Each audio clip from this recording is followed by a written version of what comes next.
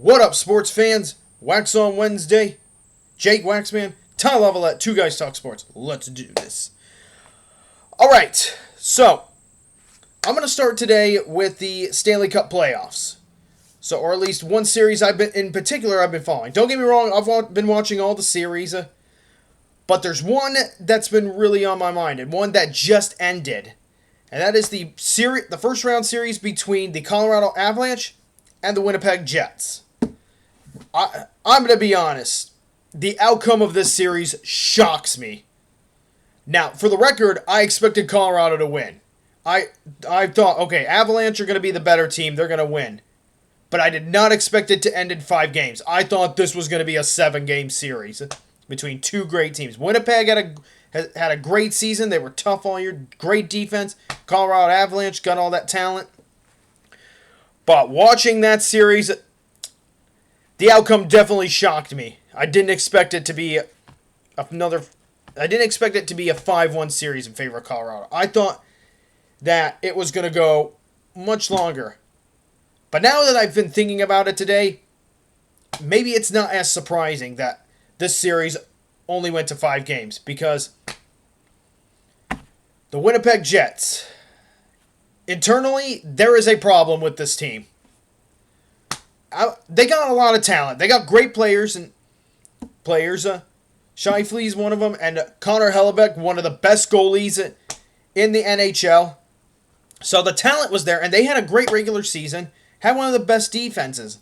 And of course, in this series, the way the series went, they got exposed, and it showed. And I've been noticing this pattern with the Winnipeg Jets.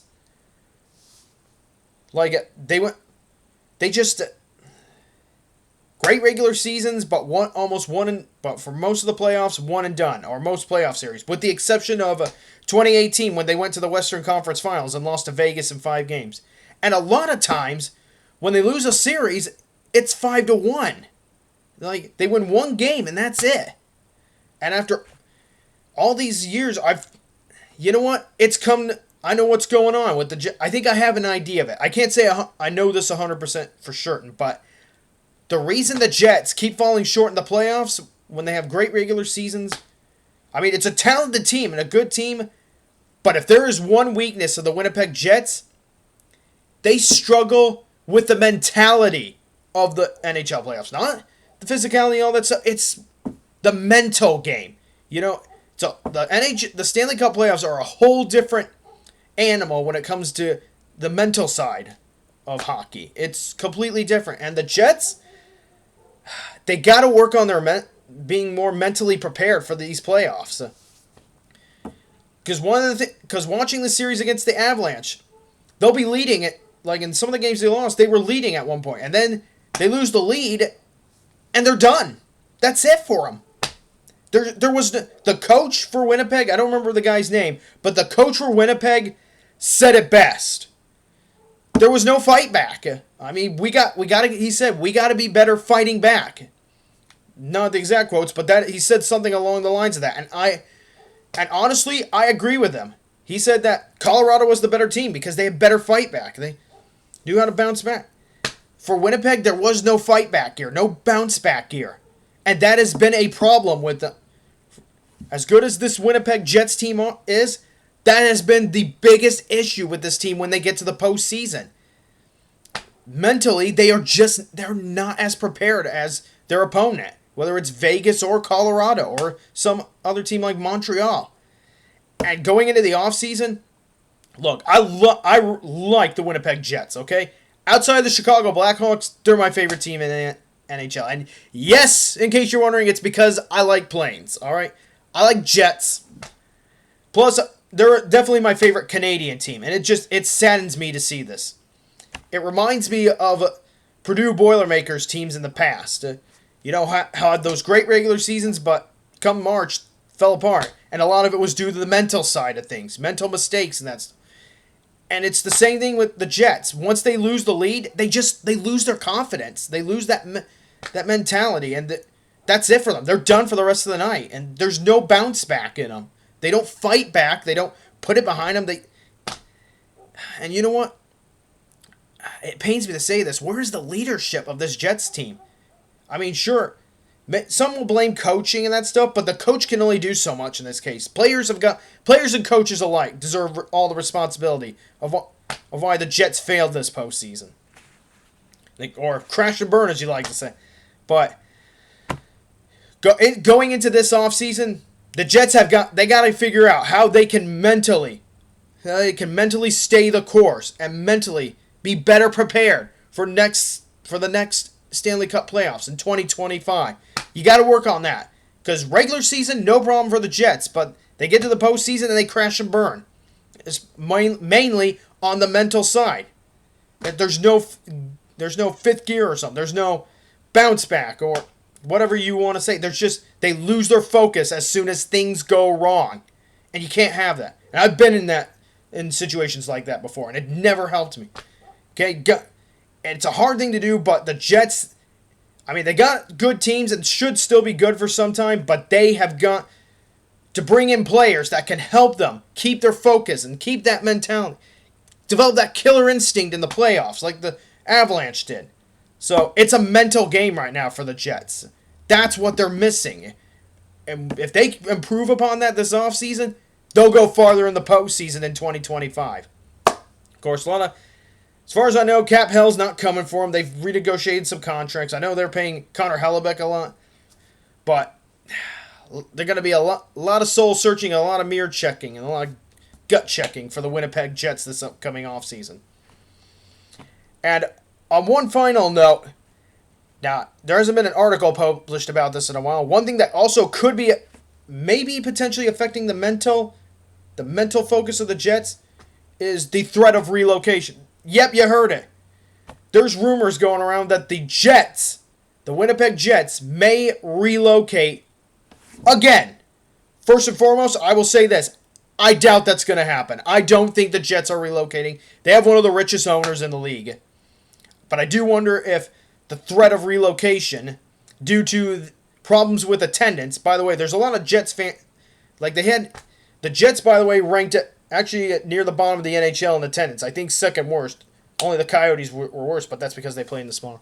But a lot of that, it's not that Jet fans aren't loyal. They are very loyal, and a lot of them do attend games. It's just, another thing could be ticket prices are really, really, everything. If you thought prices were higher here in the United States, Canada, prices are really, really high, including hockey tickets. But I don't think that's going to happen. And I don't think if that's what they're dwelling on, they shouldn't, okay? I don't think the Jets are going to relocate. The owner's going to do everything he can to keep the Winnipeg Jets in Winnipeg, because we need more Canadian franchises. But anyways, to close off this subject, going into the offseason, the biggest question for the Jets is, can they improve mentally? Can they sharpen their focus to go farther in the 2025 Stanley Cup playoffs? Assuming, of course, they make the playoffs, which I think they will. But you never know. Hockey's competitive. So, I like the Winnipeg Jets, one of my favorite teams in the NHL. And it just bums me out to see them flame out like this again. But after all these years, the thing I figured is the reason is their mental game is just not strong enough for them to go far and win it all. But that's just my opinion there. So, a lot of work for the Jets to do this offseason. Okay. So, anyway, before I go on to my next topic, second topic will be my thoughts on the draft. So, the Bears, to the surprise of no one, they took Caleb Williams, number 1 overall. And then at number 9, they drafted wide receiver Rome Odunze. So, you're probably wondering, hey, what's your thoughts on this, Wax? All right, I'll start with Caleb Williams. All right. First and foremost, not shocked at all. I thought that I gave in eventually. I caved it and said, you know what? They're going to get Caleb Williams. That's just what's going to happen. And I came to terms with it. Although, I will say this. He was not the guy I wanted the most quarterback-wise. I would rather had JT Daniels, but you know what? Like I said, can't say I'm surprised the Bears took Williams. Having all that talent and that stuff. You're probably wondering, how do I feel about having Williams as a Bear now? I've come to terms with it, and I accept it. All right? He's the Bears quarterback now. All right. Sure, I would have rather kept Justin Fields and drafted Marvin Harrison Jr., but I'm ready to move past that point now and ready to support this new look Chicago Bears offense with Caleb Williams as the conductor or the engineer that makes the locomotive go. Now here's the thing. I'm gonna take a neutral take on this. All right. I've seen quite a few quarterbacks. Been excited before for a new quarterback, and so far it hasn't panned out for the Bears this century or this millennium. Trubisky, Fields, you name it. So I'm taking a more neutral approach with Caleb Williams. All right. You know, he's definitely got a personality that I find to be very different from other quarterbacks that the Bears have had. You know, we can go in about him painting nails and that's his nails and that stuff, but that's a different. Okay, that's just personality. That's not what concerns me the most anymore. So far, the good news is from what I've seen, he clearly wants to be in Chicago. He wants to be a Chicago Bear, which is good so far. So that's a positive, all right? Hey, as long as he wants to be here and is willing to work hard, good stuff, all right? But here's the thing, all right?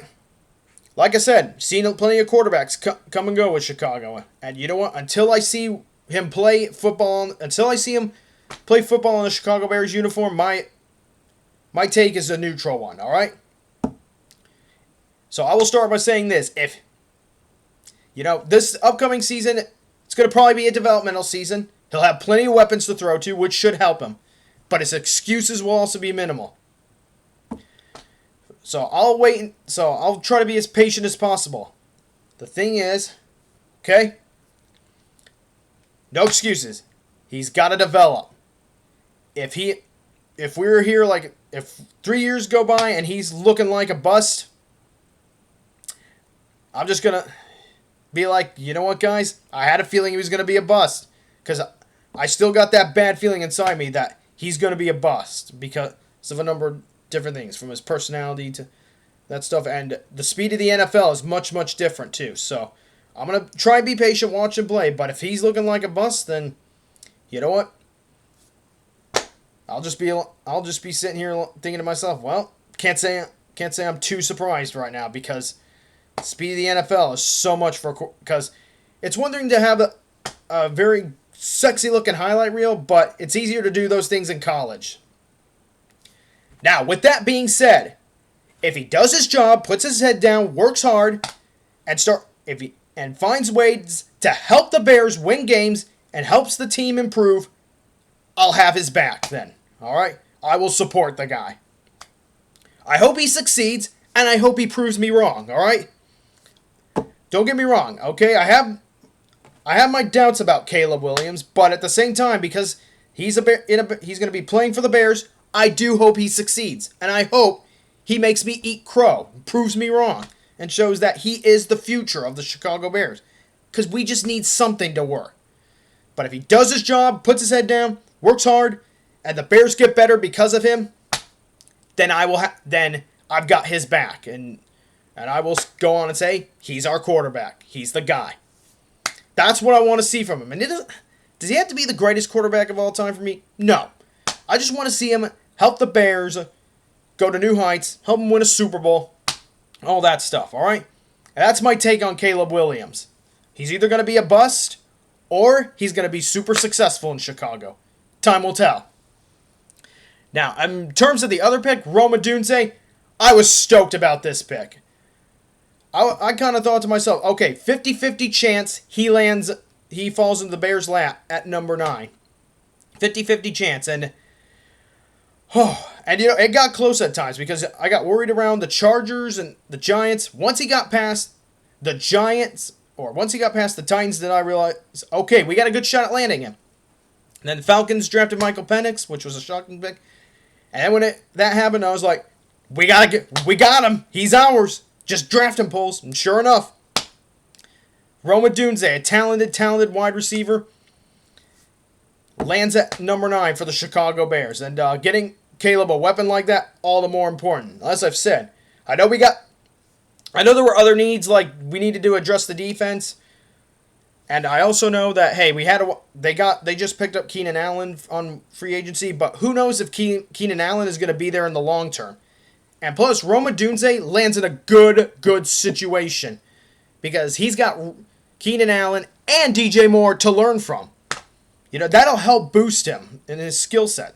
Sometimes, like, it's the same thing with, like, drafting a young quarterback and having him sit behind a veteran, which I would have liked to see the Bears do for Caleb Williams to help him develop. So that's why I'm still nervous about Caleb, because I'm not sure they're going to develop him. But with Rome Odunze, he'll have a chance to develop this season under two great, fantastic wide receivers, and he'll learn a lot. There's some things he can work on, from what I understand, like route running, but he'll learn that from guys like Keenan Allen and DJ Moore. And with that, I think he has a good chance of being successful. Of course, we'll see how it goes. I could be wrong, and he ends up not doing as well, but with the situation he's landed in, I think Odunze has a great chance at success in the NFL. And if Caleb could if he finds a way to be successful and helps Caleb Williams out a lot, then Caleb will be successful. And those two, Odunze and Williams, could be a dynamic duo for the Chicago Bears if everything plays out well. So, really excited to have Rome Odunze. Like, I wasn't thinking too much about the number 1 pick because I knew we were going to draft Caleb Williams. I was more focused in at number 9. I was like, do we get Odunze at number 9? If the Bears didn't get Odunze at 9, then I would have recommended trading down and getting someone on the defensive side then. But he fell into our laps. You got to take him. Talented guy. So, overall, I'm actually really happy about the Bears draft. Okay? I hope Caleb Williams succeeds. I hope he proves me wrong and shows that he was worthy of that number 1 pick for the Bears. I'm looking forward to seeing what Rome Odunze can do for the Chicago Bears. I was hoping we would get one of those elite wide receivers, and the Bears got one. Right in their laps at number 9, Rome Odunze. I'm pretty happy about that. So, overall, this is how I feel about the 2 draft picks. I think they were 2 very good picks by the Bears. Let's see how they do now, once the season starts in September. All right. Sports fans, happy month of May. Or should I say happy month of Indy. That's right, Indy 500 is this month. So, I'll just start with a little bit of talk. Stories leading up to the Indy 500. So far, tight race in the points. We've had 3 different winners. Pato Award on technicality, of course. Newgarden crossed the finish line first at St. Pete, but because he used an illegal system in the push to pass, disqualification. And that's why Award got the win. And then you got Scott Dixon at Long Beach and Scotty McLaughlin. How about him bouncing back after that severe penalty? Well, good for Scotty McLaughlin. So it'll be interesting to see how those 3 guys look going into the GP of Indy. Of course, we got the GP. Like I said, GP of Indy comes first, then the Indy 500. But momentum carries over in that race. Don't get me wrong. So it'll be interesting for me to see, for not just for me, but for all you sports fans, or those who watch the Indy 500. It'll be interesting to see which teams have the speed. Who's going to have the advantage between Honda and Chevy? Of course, Chevy won last year with Joseph Newgarden in a photo finish and in a bit of a controversial finish because they actually restarted instead of... Now, I still have mixed feelings about the finish of last year's Indy 500, so I'm hopeful this year we won't have as controversial of a finish. Hopefully, it's a clean finish, and hopefully not under caution either, because it's not an exciting way to finish. But be interesting to see what kind of new approaches we'll see in this Indy 500 from teams like Penske, Andretti, or Ganassi, of course. One story I'm keeping in mind is Arrow McLaren. They've had a rough start to this season. I mean, I'll start with my guy Alexander Rossi. He has 2 top 10 finishes to start the year, but nothing really. But so far, he's once again looking like that he doesn't have the speed to really contend for race wins this year. And of course, there's still some issues of personnel over at McLaren because Rossi. Now the car was slow at Birmingham, Alabama, but Rossi ended up not finishing at Alabama because largely in part because a wheel came off after a pit stop. I was just like, wow, how does this happen? So we'll see how McLaren addresses these issues going into Indy. So Rossi's just off the pace. Also, I mentioned David Malukas, who was supposed to race in the 6th for Arrow McLaren. He will not race for McLaren 2024. They say he's been fired, but the real thing is he's just out for the rest of 2024 due to contract obligations. The injury he sustained in his biking accident was actually more severe than we thought, and that is why he won't. And because he was not able to at least race the minimum number of races to start the season, he will not be able to race for Arrow McLaren in 2024. So hopefully he'll be back next year. I think he will. We'll see. But it looks like they're going to split time. So it'll be interesting to see who the driver of the 6 will be for Arrow McLaren in the Indy 500. They're splitting time between Putstrom and, sorry if I butchered his name, and Callum Ilott. I think Ilott's going to be the driver of the 6 in the Indy 500. I hope he gets a chance. The guy's talented. And then there's Patricio Ward. Like, he's had plenty of speed this season, but boneheaded mistakes have costed his team. So there's a lot of problems at Arrow McLaren, and more than just a lack of speed in most of the cars.